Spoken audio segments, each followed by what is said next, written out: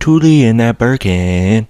Ladies and gentlemen, welcome back to John Dudley Speaks. I'm your host, Dr. Nefario. Houston auto-crooner Don Toliver has had a lucrative 6 years as rap R&B hybrids have become the norm of the genre. Though it was his mixtapes in the mid to late 2010s that gained him a spot on the Atlantic Records roster, it was his feature on 2018's Astroworld where he caught the attention of the mainstream with his easily identifiable voice and cadence. His 2020 debut record, Heaven or Hell, came after some high-profile features on an Eminem album and the collaborative Jack Boys record. And though the album itself isn't anything out of the ordinary from the auto-crooners of the time, his ear for spacious production that highlights his unique delivery stood out from the rest. 2021's Life of a Don was a huge improvement, boasting cinematic production credits like Mike Dean, Metro Boomin, Cardo, Mustard, DJ Dahi, and Travis Scott himself, finding him crossing over into the poppier side of his sound without ditching his future-inspired foundations. His 2023 record, Lovesick, did find him backsliding a bit, and while similar to the palette of his previous work, just lacked the same vigor and punch, pushing the formula to a point where the repetition just led to banality. But Don's latest, HARDSTONE Psycho, while not his best, is a swanky, edgy swing into the opposite direction that, while undercooked slightly, demonstrates a new side of his artistry that we haven't yet seen.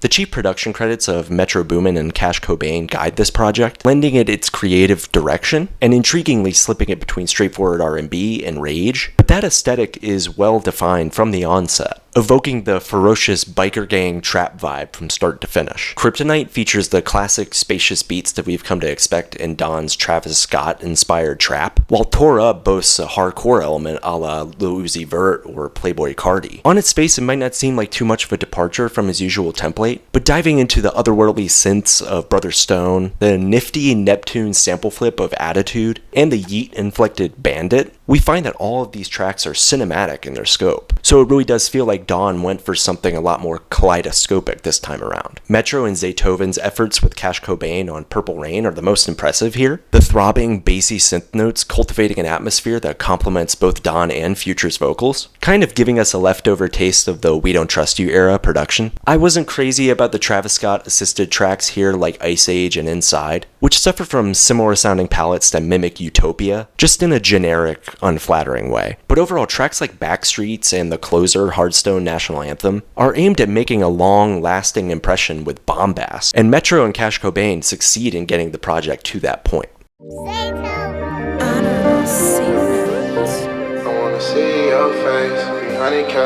Lovesick saw Don reaching into his R&B bag on the lyrical side of things, and as much as I appreciated that attempt, it did result in his worst work to date. And while HARDSTONE Psycho isn't on that level, it's not that much better. Kryptonite cleverly plays on a dirty Superman aesthetic, but it's really all just set up in the first half to build to the club-oriented second half. It culminates into a tone-setting aura that sets the vibe for the rest of the album, but still at the end of the day it feels a little half-baked. Tore Up does its best to reach the heights of Fiend in its hook, again repeating the stylings of Utopia, and while it's not bad, it's just underdeveloped. But when Don taps into the bad boy persona, he does have a lot more fun with the structural approach to his songwriting, and the hooks pop off because of it, like on Bandit or Glocked, or especially the quirked up Brother Stone. I just don't think Don does enough here to provide meaning or character in these lyrics, namely on 5 to 10, Attitude, or Ice Age, where the braggadocio can only take him so far, lacking the oomph that he would need in the arrangement to keep it appealing. The carefree attitude on Backstreets is an outlier for me, where I feel like Don cashes in on the more hedonistic themes of the record, just with a livelier melody that's not as monotonal. But that and the epic closer are just not enough to combat the banality on tracks like Purple Rain or Deep in the Water.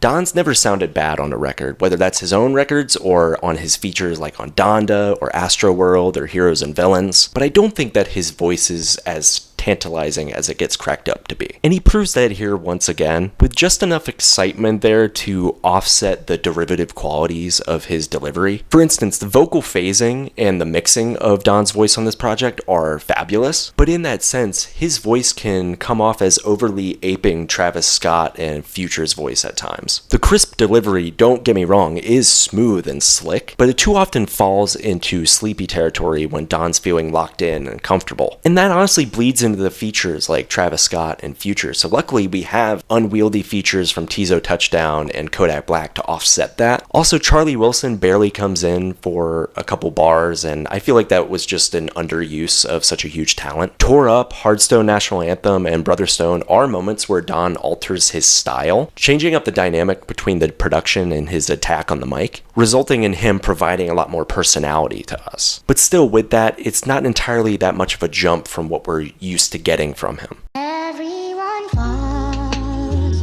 you know, sometimes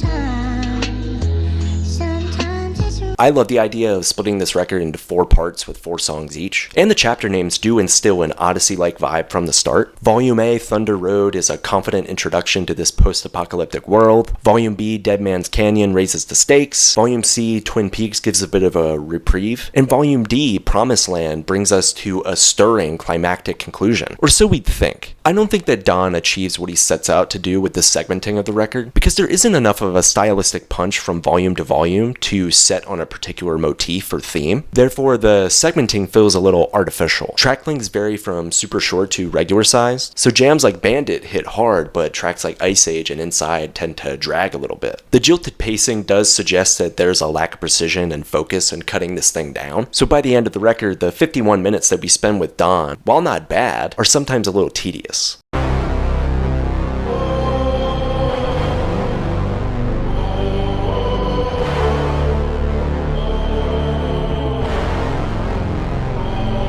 So yeah, while this wasn't my favorite Don Toliver record so far, it's a long shot from a misfire, but I just think that there were areas where he didn't fully capitalize on the aesthetic and the tone, especially in how it could have demonstrated growth for him as an artist. That being said, this is the best soundscape that he's ever worked with on a record, so his ear for stunning beats is only getting better and better. But hey, that's just my perspective. If you're a Don Toliver fan, you'll definitely get a lot out of this one, and if you're into trap rage blends that tend to lean a little harder into the R&B direction, this will do well in your rotation. Alright, that's all I got. Bye!